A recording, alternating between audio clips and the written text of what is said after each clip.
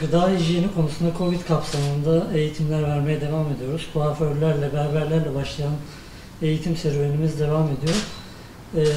Şimdi 2000 şehrimizde 2000 kasaplarımıza eğitimleri vereceğiz.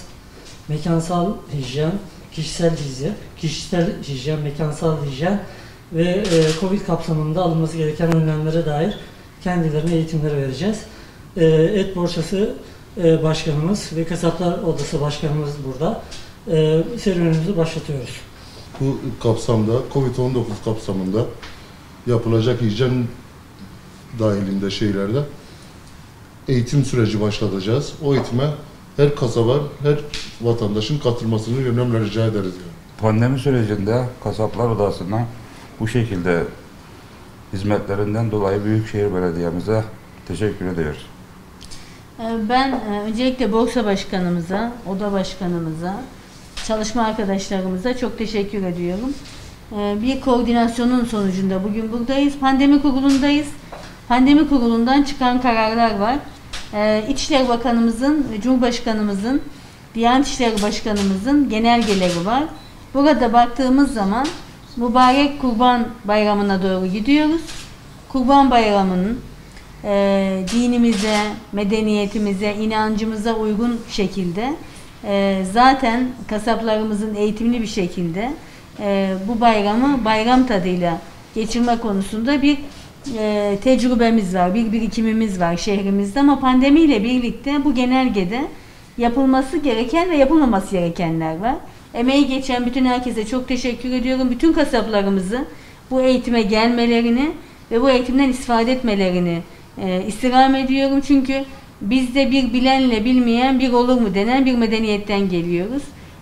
Eğitim şart.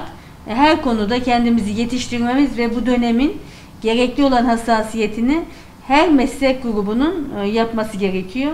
Önümüzdeki bu süreci kasaplarımızla birlikte yapacağız ve hem onların sağlığı, hem toplum sağlığı, hem Kurban Bayramı'nın hassasiyetini hep birlikte yöneteceğiz. Emeği geçen herkese teşekkür ediyoruz ve şehrimize hayırlı olsun diyoruz. Bu konuda da yine önderlik yapmaya devam ediyoruz. Bu konuda eğitim veren, böyle bir çalışma yapan şu ana kadar hiç belediyemiz olmadı. Bu Gaziantep modeli her alanda olduğu gibi bu alanda da devam edecek. Hayırlı uğurlu olsun inşallah. Sağ olun.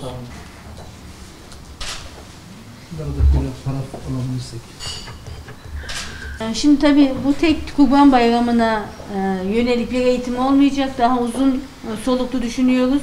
Bu güzel et borsasını açan bir şehirde kasaplarımızın sertifikalı kasap olmaları çok önemli. Halk eğitimden sertifika verilen bir çalışma var. Biz şimdi insan kaynaklarımızla konuşacağız. Sertifikası olmayan kasaplarımızı da bu sertifika programına alacağız. Kasaplar Odası Başkanımızla birlikte ustalık belgesi. Ustalık belgesinin, ustalık belgeleri almaları önemli. Zaten ustalar ama bunu belgelesinler. Yazılı hale dönüştürelim. Hayırlı olsun. Gaziantep şehrimizde kuaförler ve berberlerle başlayan, restoranlarla devam eden, sonra kasaplarda devam ettirmeye başladığımız hijyen eğitimlerimizi okulların açılması münasebetiyle okullar açılmadan önce şehrimizdeki tüm okulların kantinlerinde hijyen eğitimlerini verip hazır hale getirmek istiyoruz. Kantinciler Odası Başkanlığımız burada. 700 civarında kantin ve burada 2000'den fazla kantin çalışanı var. Bunların tamamını önümüzdeki haftadan itibaren eğitim programlarını alıp hijyen eğitimlerini vermiş olacağız.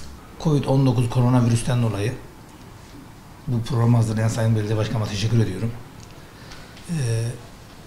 İnşallah bizler de bu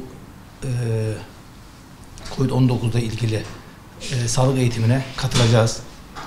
Geleceğimiz olan çocuklarımıza daha kaliteli, daha iyi hizmet edebilme adına biz de inşallah bu projede varız.